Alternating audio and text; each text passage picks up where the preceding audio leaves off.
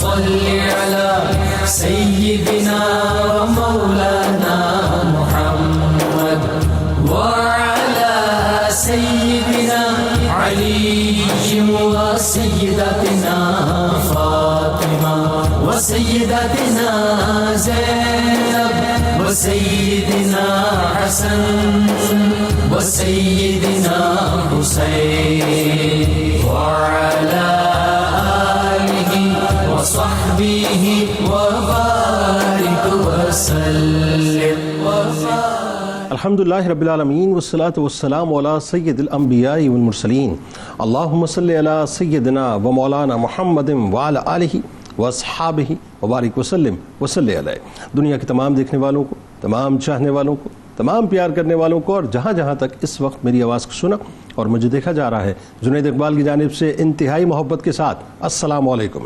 ایک بار پھر ناظرین، آپ کو پر نور صبح میں صبح نور کے ساتھ میں دل کی گہرائیوں سے خوش آمدید کہتا ہوں، اور آئیے بلا توقف چلتے ہیں حضرت ابو انیس محمد برکت علی علیہ رحمہ کی تعلیف اسماء النبی کریم صلی اللہ علیہ وآلہ وسلم سے رسول اللہ صلی اللہ علیہ وآلہ وسلم کے ایک اسم مبارک پڑھنے اور سننے کی سعادت حاصل کرتے ہیں۔ سیدنا قاسم المیراث صلی اللہ علیہ وآلہ وسلم، ہمارے سردار ورثہ تقسیم فرمانے والے، درود و سلام بھیجے اللہ آپ صلی اللہ علیہ وآلہ وسلم پر، آپ صلی اللہ علیہ وآلہ وسلم کے آل پاک پر اور صحابہ کرام رضوان اللہ تعالیٰ علیہم اجمعین پر۔ حضرت علی کرم اللہ وجہہ الکریم سے روایت ہے، نبی کریم صلی اللہ علیہ وآلہ وسلم نے حدیث قدسی بیان کرتے ہوئے فرمایا کہ جس شخص نے میرے کسی ولی سے دشمنی کی تو گویا اس نے مجھ سے جنگ کی، اور اللہ تعالیٰ کے برگزیدہ لوگ یعنی اولیاء کرام انبیاء کرام علیہ السلام کے وارث ہیں۔ ہمارے ساتھ رہیے صاحب، انشاءاللہ آج انتہائی ممتاز ہستی یعنی سینٹرل ایشیا چلیں گے اور شہنشاہ نقشبند یعنی حضرت خواجہ بہاؤالدین نقشبند رحمۃ اللہ علیہ کی بارگاہ میں ہدیہ عقیدت پیش کریں گے۔ یعنی آج ماوراء النہر یعنی سینٹرل ایشیا کی سرزمین پہ مل کے چلتے ہیں اور 8ویں صدی ہجری کی ایسی ممتاز مکرم محترم ہستی کا تذکرہ پاک کرتے ہیں جو امام طریقت ہیں، جو پیر حقیقت ہیں، جو مقتدائے شریعت ہیں، جو پیشوائے اہل محبت ہیں، جو سلسلہ نقشبند کے تاج ہیں، بلکہ یوں کہیے کہ شہنشاہ نقشبند ہیں، جن کی پیدائش سے پہلے بابا سماسی رحمۃ اللہ علیہ جیسی عظیم المرتبت ہستی نے جن کی آمد کی بشارت دی تھی، یعنی جن پر نگاہ حضرت بابا سماسی رحمۃ اللہ علیہ کی تھی اور جن کی تربیت گاہ حضرت امیر کلال رحمۃ اللہ علیہ جیسی ہستی بنی، جن کو اویسی فیض حضرت عبد الخالق غزوانی رحمۃ اللہ علیہ سے حاصل ہوا، جن کا نسب پاک 17 واسطوں سے حضرت امام جعفر صادق علیہ السلام سے جا ملتا ہے، اور جن کا سلسلہ طریقت خلیفہ اول یار غار یار مزار حضرت صدیق اکبر رضی اللہ تعالی عنہ سے جا ملتا ہے، جو غوث العظم دستگیر حضرت شیخ عبد القادر جیلانی رضی اللہ تعالی عنہ کے فیض کے بھی امین ہوئے۔ اس طرح آپ کا نسب بھی عالی و محترم ہے اور نسبت بھی با کمال و معظم ہے کہ ایک ہی وقت میں حسینی و صدیقی فیضان کے آپ کسٹوڈین بنے، جن کی پیشانی لڑکپن ہی سے ولایت کے آثار سے انتہائی نمایاں تھی اور کرامت و ہدایت کے انوار سے چمکتی ہوئی نظر آتی تھی، جو عشق رسول و عشق اہل بیت علیہ السلام کا مرقع و مرصع تھے، جن کا طریقہ سنت نبوی صلی اللہ علیہ وآلہ وسلم کی بدرجہ کمال اقتداء کرنا اور آثار صحابہ کرام رضوان اللہ تعالی علیہم اجمعین کی پیروی کرنا ہے۔ ناظرین کرام، شہنشاہ نقشبند حضرت خواجہ بہاؤالدین نقشبند رحمۃ اللہ علیہ فقیر صفت انسان تھے اور ہمیشہ فقر کی تائید کیا کرتے تھے۔ فرماتے تھے کہ ہم نے جو کچھ پایا ہے محبت فقر سے پایا ہے۔ سردیوں میں فرش پر گھاس بچھا دی جاتی تھی اور گرمیوں میں بوریا بستر ہوتا تھا، گھر میں کوئی خادم نہ تھا، گھر کے سارے کام اتباع رسول صلی اللہ علیہ وآلہ وسلم میں خود اپنے دست مبارک سے کیا کرتے تھے، ہر چیز بالخصوص کھانے میں حلال کی رعایت اور شبہات سے اجتناب میں نہایت احتیاط فرمایا کرتے تھے۔ اپنی مجلس میں ہمیشہ اس حدیث نبوی صلی اللہ علیہ وآلہ وسلم کو بیان فرمایا کرتے تھے کہ عبادت کے 10 اجزاء ہیں، جن میں سے 9 حلال ہیں اور ان میں سے ایک باقی جو ہے وہ عبادات ہیں۔ باقی فرماتے ہیں کہ باوجود کمال فقر کے آپ میں یعنی عالم یہ تھا کہ ایثار بے انتہا کیا کرتے تھے، ایثار کا درجہ بہت اعلیٰ تھا، جو شخص آپ کی خدمت میں ہدیہ لاتا تھا اتباع سنت کے طور پر آپ اسی قدر زیادہ اس پر احسان کیا کرتے تھے۔ اگر کوئی دوست یا مہمان آپ کے در دولت پر آتا، جب شام ہوتی کھانا جس میں بھی یعنی تکلف والا جو کھانا ہوا کرتا تھا وہ آپ اس کے آگے رکھ دیا کرتے تھے اور ایک طرف چراغ جلا دیتے تھے، اور وہ کھانا کھا لے تو اس کے بعد وہ سو جاتا تھا، اور اگر سردی ہوتی تھی تو فقط ایک کپڑا اگر آپ کے پاس ہوتا تو وہ مہمان پر ڈال دیا کرتے تھے۔ آپ کا گزارا زراعت سے تھا، ہر سال یعنی جو کچھ بھی معاش بوتے تھے آپ بنیادی طور پہ بیج، زمین و بیلوں سے جو بھی کام لیتے تھے اس میں بڑی احتیاط کیا کرتے تھے۔ اکابر علماء جو آپ کی خدمت میں حاضر ہوتے تھے آپ ان کو تبرکاً جو ہے بہت سی چیزیں پیش کیا کرتے تھے۔ شہر میں آپ کا کوئی مکان یا ملکیت نہ تھی، یعنی یہ سمجھ لیجئے کہ آپ کا عالم یہ تھا کہ بس آپ اللہ تبارک و تعالیٰ کی لا لگائے رکھتے تھے۔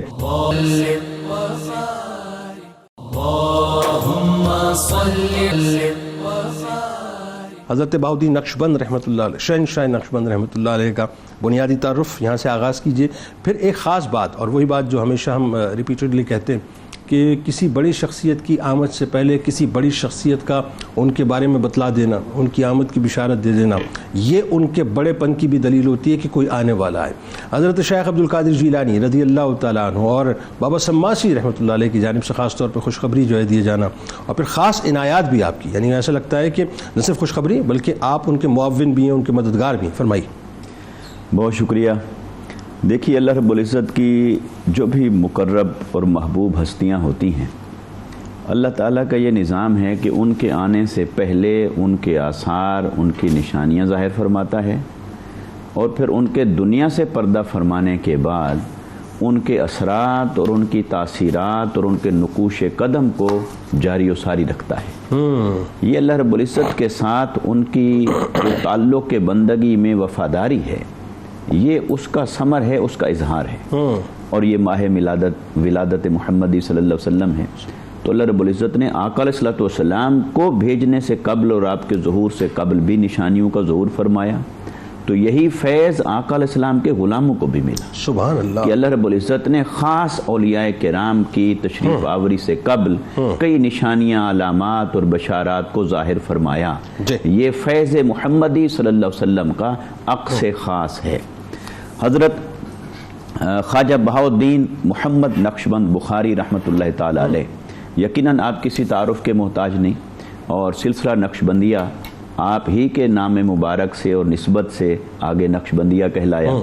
اور سلاسل طریقت کو اگر ہم دیکھیں، قادریہ، نقشبندیہ، چشتیہ، سہروردیہ یا دیگر سلاسل طریقت، اور عالم عرب میں جائیں تو شاذلیہ، رفاعیہ اور بھی سلاسل، اللہ رب العزت نے ارشاد فرمایا وَالَّذِينَ جَاهَدُوا فِينَا لَنَهْدِيَنَّهُمْ سُبُلَنَا، وہ جو ہماری راہ میں مجاہدہ اختیار کرتے ہیں ہم ان کو اپنی طرف آنے والے راستوں کی رہنمائی عطا فرما دیتے ہیں۔ اللہ۔ تو یہاں پر لفظ جمع استعمال فرمایا، یہ لفظ سبیل نہیں فرمایا بلکہ سبل، اور سبل کا مطلب ہے راستے۔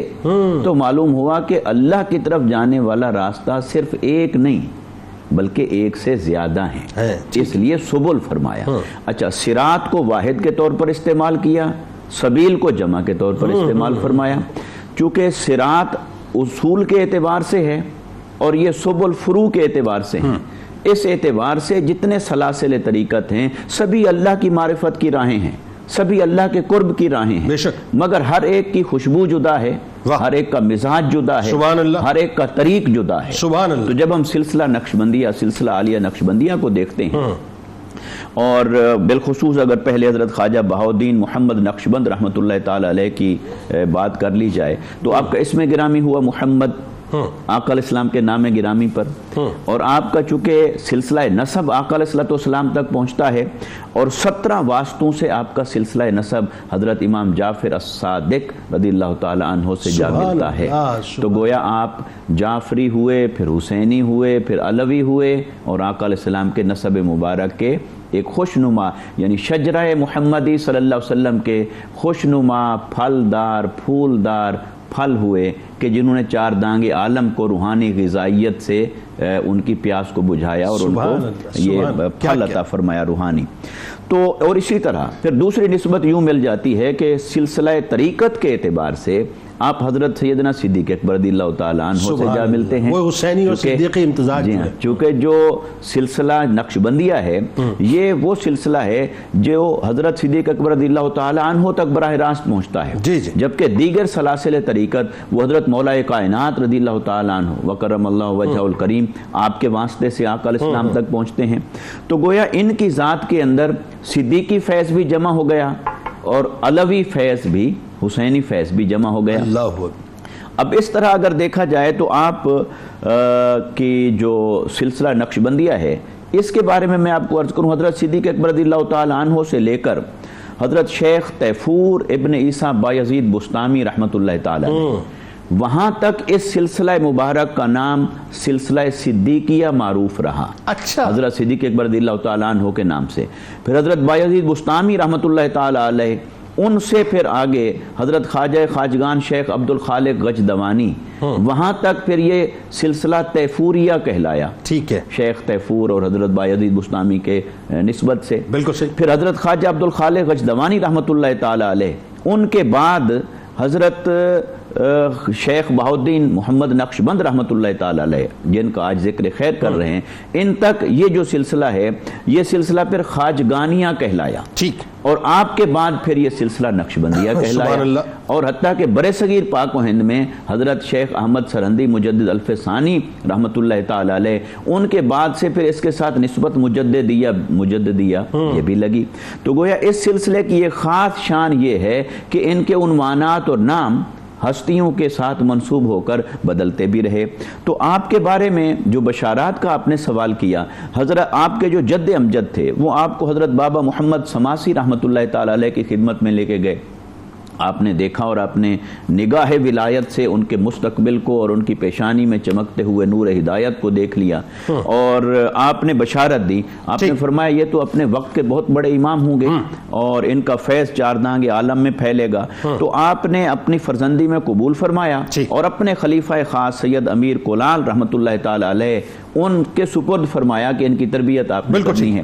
ایسے حضور شیخ عبد القادر جیلانی رضی اللہ تعالیٰ عنہ، آپ نے بھی کم و بیش 150 سال قبل آپ نے شاہ نقشبند رحمۃ اللہ تعالیٰ علیہ کے بارے میں بشارت دی، اور آپ نے فرمایا بخارا سے میرا ایک ایسا فرزند پیدا ہوگا کہ جو میرے فیض کا امین ہوگا۔ سبحان اللہ۔ بات آگے بڑھاتے ہیں۔ حضور سیدنا غوث العظم رضی اللہ تعالیٰ عنہ کا فیض بھی یہاں پر جمع ہوا، سادات کا بھی جمع ہوا، اور حضرت صدیق اکبر رضی اللہ تعالیٰ عنہ کا بھی جمع۔ اچھا، میں ایک بات بڑی کمال آپ سے عرض کروں کہ بابا سماسی رحمۃ اللہ علیہ، آپ کی پیدائش 591 ہجری میں ہوئی اور آپ نے جو پردہ فرمایا وہ 775 ہجری میں، یعنی اس اعتبار سے آپ کی تقریباً 184 برس عمر بنتی ہے۔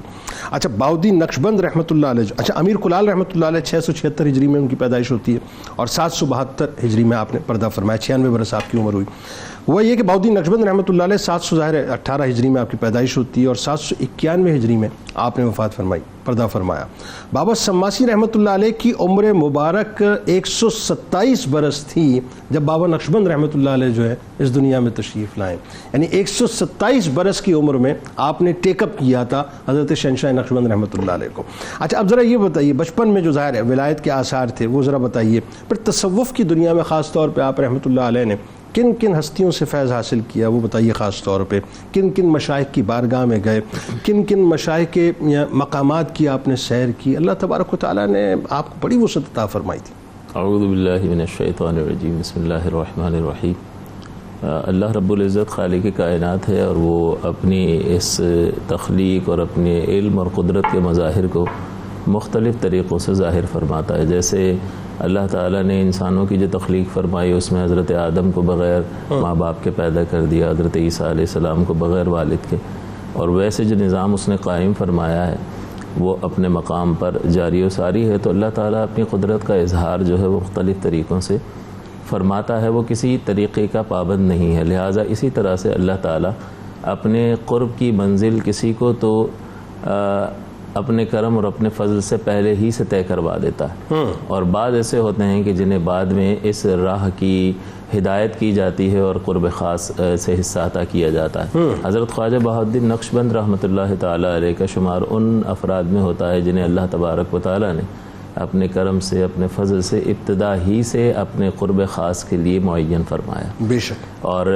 جیسا کہ حضرت نے ذکر کیا کہ آپ کی پیدائش سے پہلے ہی یہ بشارتیں دی جا رہی تھیں، اور شیخ عبد القادر جیلانی رحمۃ اللہ علیہ نے بھی فرمایا کہ بخارا میں میرا بیٹا بہاؤالدین میرا فیض جاری کرے گا۔ اللہ۔ تو جہاں تک آپ نے یہ سوال کیا کہ آپ کی ولایت کے آثار وہ بچپن ہی سے ظاہر تھے، تو وہ اس اعتبار سے کہ بہت ساری چیزیں ایسی ہوتی ہیں، کسی ذات کی امتیازی حیثیت کو ظاہر کرنے کے لیے اللہ تبارک و تعالی انہیں ان سے خرق عادات چیزوں کو ظاہر فرماتا ہے. جیسے انبیاء کرام کی رسالت کے قبول کے لیے انبیاء پر عند طلب معجزہ دکھانا واجب ہوتا ہے. اسی طرح سے انبیاء کا فیض جو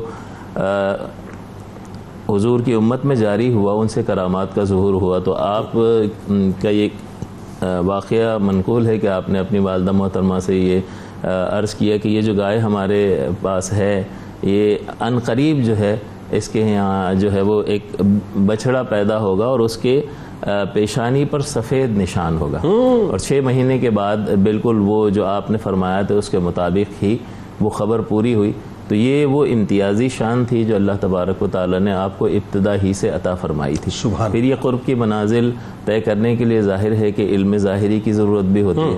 تو بابا سماسی رحمۃ اللہ علیہ نے جب آپ کی پیدائش کے بعد حضرت خواجہ بہاء الدین کو رحمۃ اللہ علیہ کو ان کی بارگاہ میں پیش کیا تو آپ نے اپنا فیض تو جاری فرمایا اور یہ عہد لیا کہ امیر کلال کی جو ہمارے خلیفہ ہیں آپ ان کی تربیت میں ان کو دینے کا عہد فرمائیں. گویا کہ پہلے ہی سے سارا اہتمام کیا جا چکا تھا اور اسی عہد کو پورا کرتے ہوئے ظاہری تعلیم اور دیگر منازل کو طے کرنے کے لیے حضرت امیر کلال کے سپرد کیا گیا اور ظاہری علوم کے حاصل کرنے کے بعد جو طریقت اور معرفت کی راہیں ہیں ان کو طے کرنے کے لیے حضرت عبدالخالق غجدوانی رحمۃ اللہ علیہ کی صحبت آپ نے اختیار کی اور روحانی سفر کو طے کیا. اس لیے کہ سلوک کی منزلیں طے کرنے کے لیے جیسے کہ حضرت نے بھی فرمایا کہ کئی راہیں ہیں اللہ تبارک و تعالیٰ کی طرف جانے والی اور اعلیٰ حضرت امام اہل سنت نے لکھا کہ اللہ تبارک و تعالیٰ کی قرب کی منزلوں کو طے کرنے والے راستے مخلوق کی سانسوں سے بھی زیادہ ہیں. اللہ لہٰذا وہ ضبط تحریر میں نہیں آ سکتے سبحان اللہ. اور اس کی مشکلات اپنی اپنی ہیں. جیسے آپ ڈرائیونگ کر رہے ہو تو آپ نے کتنا ہی سیکھ لیا ہو ہر لمحے ایک نیا چیلنج ہوتا ہے آپ کو الرٹ رہنا پڑتا ہے. جی بالکل ہر لمحے ایک نیا چیلنج ہے تو وہ ضبط تحریر میں نہیں لایا جا سکتا. لہٰذا کسی کامل کا ہاتھ پکڑ کر ہی اس میدان میں اترنا چاہیے تاکہ مشکل آنے پر وہ صحیح طور پر رہنمائی کر سکے. تو سالک کا ہاتھ پکڑنا ضروری ہے. تو اس لیے حضرت عبدالخالق غجدوانی رحمۃ اللہ تعالیٰ علیہ کی کمال صحبت آپ کو حاصل رہی اور یہ روحانی فیض جاری ہوا اور پھر ترقی کی منزلیں آپ نے طے فرمائیں. اور یہ شوق اس قدر بڑا کہ ایک بار ایک گرگٹ کو یہ آپ نے ملاحظہ فرمایا کہ وہ سورج کو بڑی اس کے حسن میں اور اس کے دیدار میں مستغرق ہے. تو آپ نے اس سے کہا کہ میرے لیے تو دعا کر کہ جس طرح سے تو اپنے محبوب آفتاب کے دیدار میں مستغرق ہے اسی طرح سے میں خالق حقیقی کے دیدار میں مستغرق ہو جاؤں. اللہ. تو وہ گرگٹ آپ کی طرف متوجہ ہوا اور آسمان کی طرف منہ کر کے کچھ ایسا محسوس ہوا حضرت کو کہ یہ دعا کر رہا ہے. تو آپ نے فرمایا جب تک وہ گرگٹ اس کیفیت پر رہا تو میں آمین کہتا رہا اور اس کے بعد یہ ہوا کہ میری قوت مشاہدہ بہت زیادہ تیز ہو گئی. تو یہ شوق تھا آپ کا جو بزرگوں سے آپ کو یہ فیض جاری ہوا کہ صدیقیت کا فیض بھی جمع ہے, رحمت دو عالم صلی اللہ علیہ وسلم کی اولاد ہونے کا شرف بھی آپ کو حاصل ہے.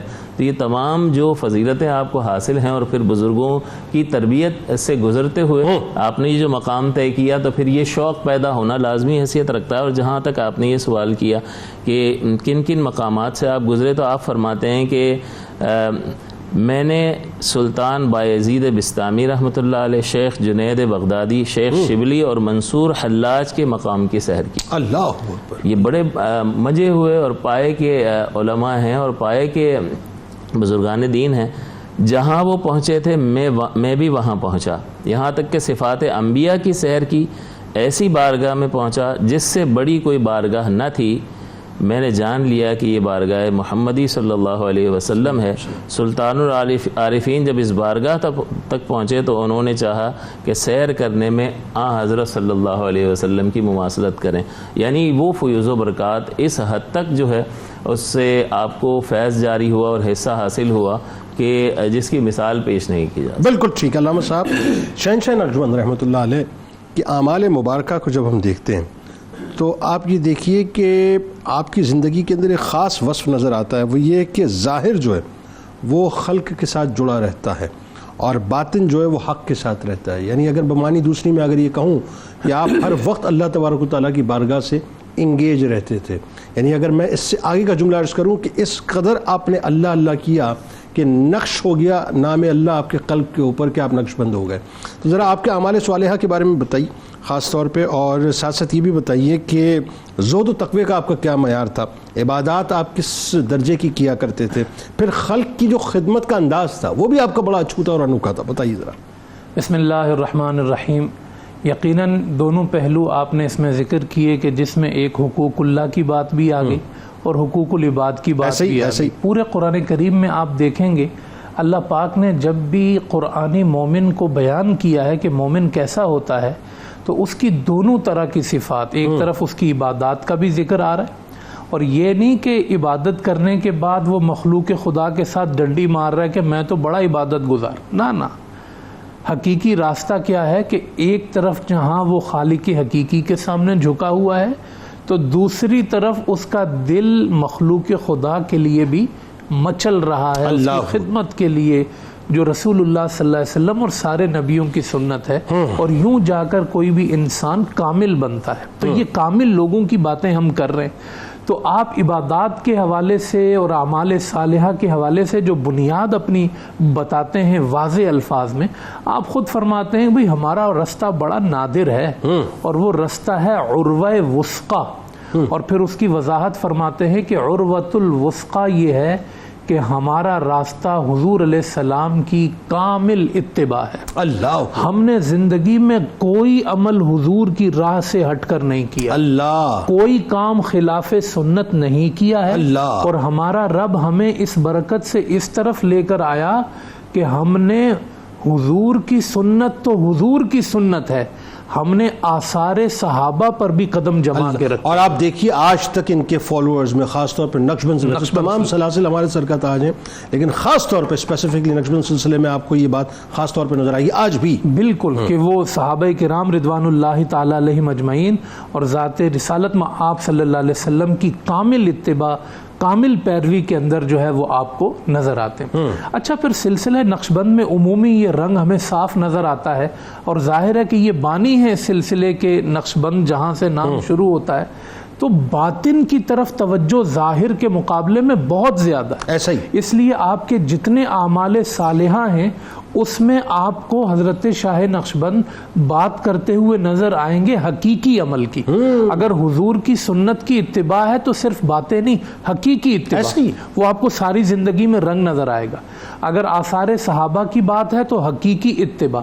اچھا, نماز میں آپ دیکھیں کہ نماز مومن کی معراج ہے, تو حضرت شاہ نقشبند فرماتے ہیں کہ یہ کتنی بڑی بات ہے کہ وہ نماز جو نماز حقیقی ہے, ہماری نماز نہیں عام لوگوں نماز حقیقی مومن کی معراج ہے.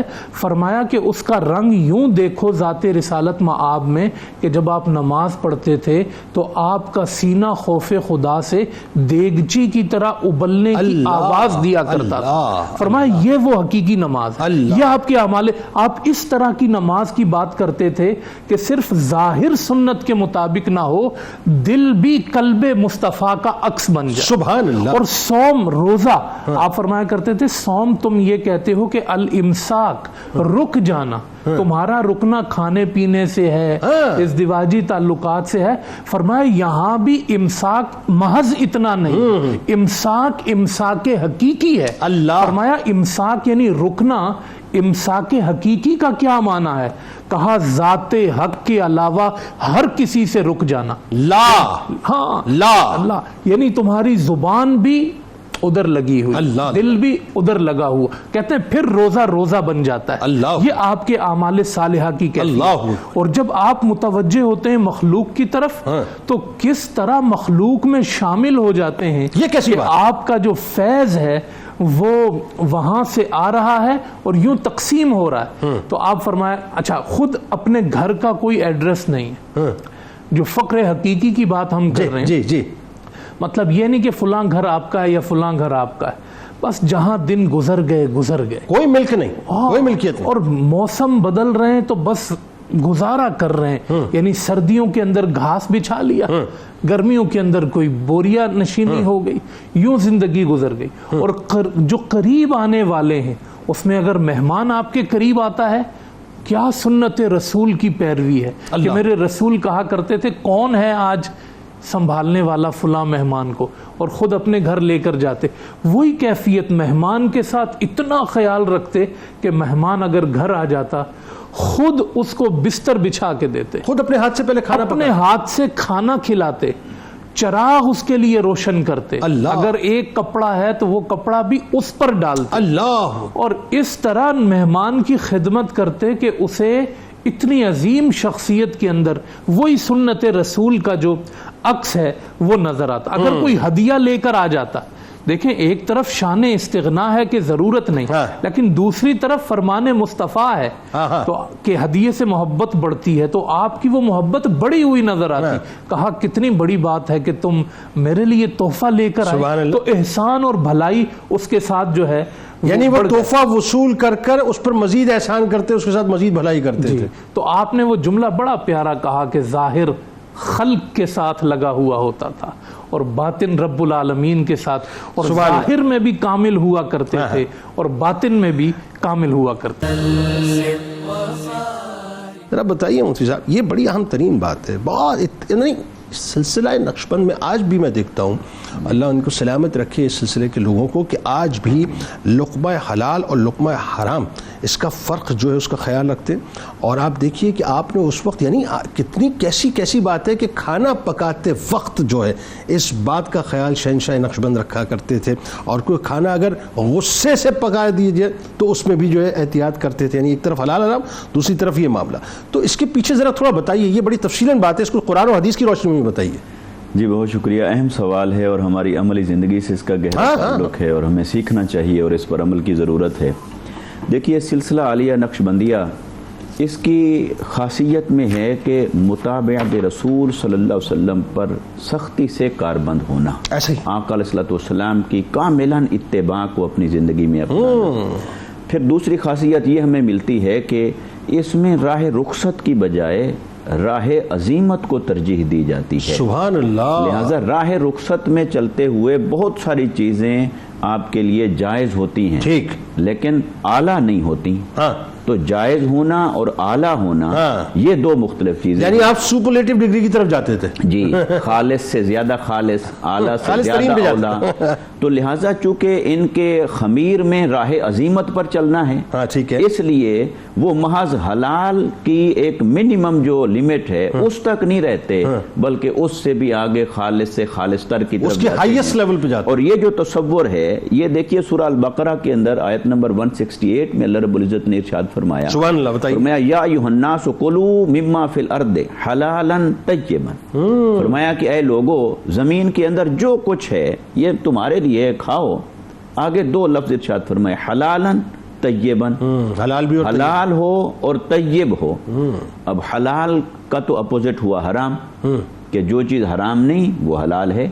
تو حلال ہونے کے باوجود قرآن نے طیب کی شرط لگائی. اوکے، یہ ایڈیشنل مطلب یہ اب جو اضافی صفت ساتھ آ گئی. اب حلال ہونا تو اتنا میٹر کرتا ہے نا کہ وہ حرام نہ ہو. ٹھیک ہے، تو جب وہ حرام نہیں تو وہ حلال ہے. لیکن وہ حلال ہونے کے بعد صاف ستھرا کتنا ہے، منزہ کتنا ہے، پاکیزہ کتنا ہے، نور علی نور کیسا ہے. یعنی راہ عظیمت کی طرف سفر کرنا، اعلیٰ سے اولیٰ کی طرف سفر کرنا، یہ صوفیاء کرام کی زندگیوں کے اندر بنیادی نقطہ ہے. اس لیے حضرت شاہ نقشبند رحمۃ اللہ تعالی علیہ آپ فرماتے ہیں، جو آپ نے ذکر بھی فرمایا، یہ ان کا قول مبارک، کہ اگر 10 حصے کیے جائیں، تمام عبادات کی اجزاء کے 10 حصے کیے جائیں، تو وہ کہتے ہیں کہ 9 حصوں کا تعلق، یعنی تصوف کے مجاہدہ اور ریاضت کے 9 حصوں کا تعلق اس شے کے ساتھ ہے کہ آپ حلال کے اوپر کاربند ہوں. کھاتے ہوئے اتنی ویریفیکیشن کریں، احتیاط کریں، تحقیق کریں کہ کوئی لقمہ حرام وہ اندر نہ جانے پائے.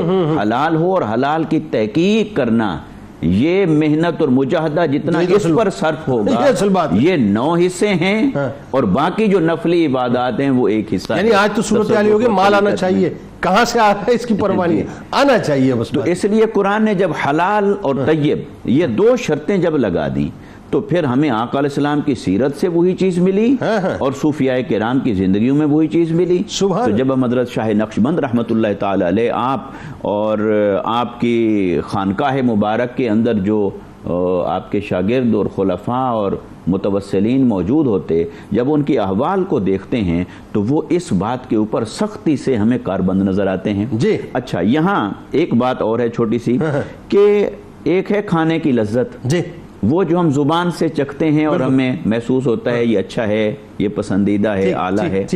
ایک ہے وہ لذت اور وہ ذائقہ جو روح کو نصیب ہوتا ہے، اللہ، جس کا فرق صرف روح کر سکتی ہے.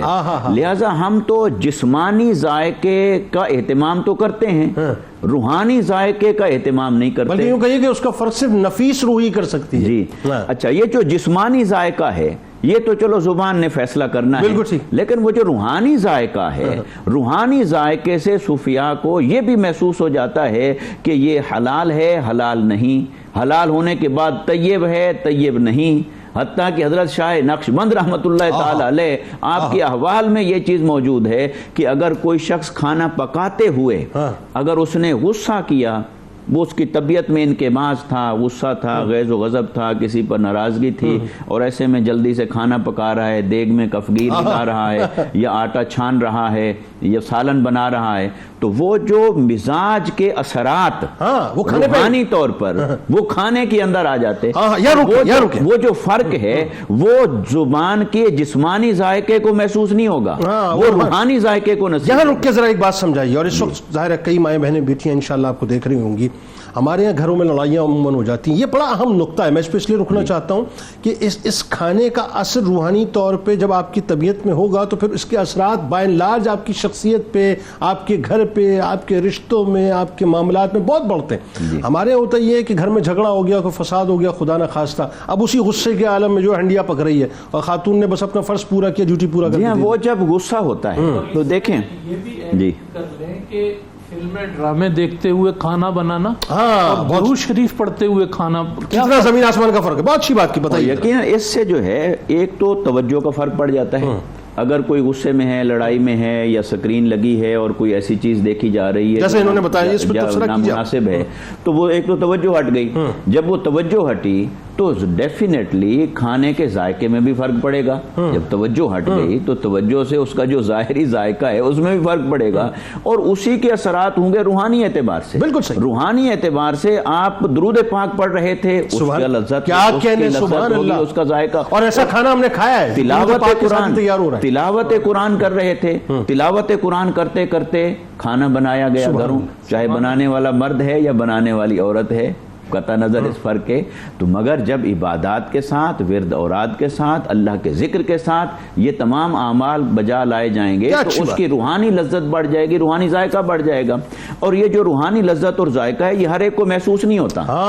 یہ ہر ایک کو محسوس وہاں محسوس ہوگا جہاں اس کے خمیر کے اندر ہی حلال ہے اور رچ بس گیا ہے. اس لیے صوفیاء جو ہے وہ حلال لقمے کا اہتمام کرتے ہیں اور اس کی احتیاط کرتے ہیں. اور ایک لقمہ حرام صوفیاء کے بقول وہ 40 دن کی عبادات کو بے لذت بنا دیتا ہے. اور آج ہمیں ضرورت ہے اس کو سوچنے کی کہ ہم کھانے پینے، رزق میں، روزی میں جو کچھ آ رہا ہے اس آمدن میں، انکم میں، کہ ہم فرق اور احتیاط ہی بھول گئے. بالکل علامہ صاحب فائنلی، اور یہ میں سمجھتا ہوں کہ آپ کے ملفوظات، آپ کی تعلیمات کا میں چاہوں گا آپ ذرا ذکر کریں کہ آپ کی جو حیات طیبہ ہے اس میں خاص طور پہ یہ بات ہمیں نظر آتی ہے. بڑے سبق آموز واقعات ہیں، لیکن ایک بات جو بڑی اہم ہے وہ یہ کہ آپ نے ایک میسج دے دیا، اور یہ میسج سمجھنے والوں کے لیے کہ انسان کا ہر قدم جو ہے وہ ایک اکاؤنٹیبلٹی، سیلف اکاؤنٹیبلٹی کے تحت جو ہے وہ اٹھتا رہے گا کہ جب اس کا وجود یہ سمجھے کہ دنیا میں ہے اور اٹیچمنٹ جو ہے وہ ہر وقت اللہ کی بارگاہ سے رہے، تو وہ ہر وقت یہ سوچتا رہے گا کہ میرا رب مجھے دیکھ رہا ہے. یعنی آپ دیکھیے کتنا اچھا اسموتھ وے اللہ تبارک و تعالیٰ نے سیلف اکاؤنٹیبلٹی کا جو مطلب ہمیں دے دیا ہے، اور شاہ نقشبند رحمۃ اللہ علیہ نے ہمیں وہ طریقہ سمجھا دیا ہے کہ ہم اللہ کا ذکر کرتے رہیں اور دنیا میں اس طرح سے موجود رہیں کہ ہر وقت جو ہے وہ اللہ کی یاد دل میں بسی رہے. تو پھر ظاہر گناہ ہی نہیں ہوگا ہاتھ سے. بتائیے ذرا. بسم اللہ الرحمن الرحیم. پورے پروگرام میں ہم اس خلاصے تک تو آپ پہنچے کہ سلسلہ نقشبند میں جو باطن اور قلب اور خفا ہے اس کی طرف بڑی توجہ ہے. آپ کے ملفوظات اور تعلیمات کی روشنی میں کچھ اس کو میں مزید واضح کرتا ہوں. آپ خود فرمایا کرتے تھے جنید بھائی کہ ہر ایک کے دل کی 2 جہتیں ہوتی ہیں، ہر ایک کے دل کے 2 آئینے ہوتے ہیں. بالکل ٹھیک. ایک کو کہتے ہیں نفس اور ایک کو کہتے ہیں روح. لیکن آپ فرمایا کرتے تھے کہ ہمارے دل کے 6 آئینے ہیں، اچھا، اور ہمارے دل کی 6 جہتیں ہیں۔ اللہ، حضرت مجدد الفسانی رحمۃ اللہ علیہ جو سلسلہ نقشبند کے وہ بھی امام ہیں، آپ شاہ نقشبند کے اس قول کی تشریح کرتے ہوئے فرماتے ہیں، فرمایا کہ جو عام اولیاء کرام ہیں ان کے جو دل کی کیفیتیں ہیں وہ جب وہ دل کے مقام پر آتے ہیں تو 2 حصوں میں بٹ جاتی ہیں، نفس کی طرف بھی ان کی توجہ ہوتی ہے اور روح کی طرف بھی توجہ ہوتی ہے۔ لیکن شاہ نقشبند رحمۃ اللہ علیہ اور سلسلہ نقشبند میں اللہ پاک نے جو دل کے مقامات ہیں وہ اتنے ان پہ عیاں کیے کہ ان کے دل میں صرف 2 آئینے نہیں 6 آئینے ہوتے ہیں۔ فرمایا اس میں سے قلب ہے، روح ہے، نفس ہے، خفی ہے، اخفا ہے، سر ہے۔ فرمایا یہ 6 جہتوں سے، اور اس کو ایک جملے میں حضرت مجدد الفسانی رحمۃ اللہ علیہ خلاصہ کرتے ہیں، فرمایا لوگ ظاہر سے باطن تک پہنچتے ہیں، لیکن سلسلہ نقشبند میں پہلے ظاہر سے باطن تک پہنچتے ہیں، پھر باطن کے باطن تک پہنچتے ہیں۔ اللہ، فرمایا اتنی گہرائی میں انسان کا جو دل ہے وہ سلسلہ نقشبند میں عیاں ہوتا ہے اور دل کی طرف اتنی زیادہ توجہ ہوتی ہے۔ اچھا، ساری توجہ جب دل کی طرف ہو گئی، مزید آپ کا ایک آپ ملفوظ عالیہ دیکھیں، آپ فرمایا کرتے تھے سالک کو یہ فکر نہیں ہونی چاہیے کہ وہ کس مقام پہ پہنچا ہے۔ آدمی اپنے مقام کے بارے میں سوچتا رہے کہ مجھے کہاں مقام مل گیا، میں کہاں پہنچ گیا۔ کہا یہ جو اپنا مقام جاننا ہے نا اور اپنے مقام کی دانستگی ہے، یہ بھی کبھی کبھی آڑ بن جاتی۔ ٹھیک ہے۔ اور آپ فرمایا کرتے تھے کہ 3 طرح کے لوگ ہیں، مقلد، کامل اور مکمل۔ فرمایا مقلد وہ ہوتا ہے جو صرف شیخ سے سنے اور عمل کرے، ٹھیک ہے۔ کامل وہ ہوتا ہے جو اس کو جذب کرے، ٹھیک ہے۔ اور مکمل اس مقام پہ پہنچتا ہے کہ فیض لیتا بھی ہے اور پھر اس فیض کے ذریعے آگے تربیت بھی کرتا ہے۔ بہت شکریہ، بہت شکریہ آپ تینوں احباب کا، آپ تشریف لائے، بڑا لطف آیا آج کے پروگرام میں، یقین مانیے شہنشاہ نقشبند کا صدقہ اللہ تعالیٰ ہمیں یہاں بھی عطا فرمائے، وہاں بھی عطا فرمائے۔ ناظرین کرام، کتاب الشفا کی جانب چلتے ہیں۔ اچھا جی، بھولے ہوئے قرآن کو یاد کرنا بڑا اہم سبجیکٹ ہے اور اس بارے میں آپ کو بتلاتے ہیں۔ سورہ نمل کی آیت نمبر 6، روزانہ 1000 مرتبہ پڑھ کر اگر قرآن پاک کو یاد کیا جائے تو بھولا ہوا قرآن انشاءاللہ یاد ہو جاتا ہے۔ اول و آخر درود پاک لازمی پڑھے۔ حضرت خواجہ بہاؤالدین نقشبند رحمۃ اللہ علیہ کا کمال قول مبارک ہے کہ جو کھانا غصے، وہی بات آ گئی، یا غفلت سے بنایا جائے اس میں خیر و برکت نہیں رہتی۔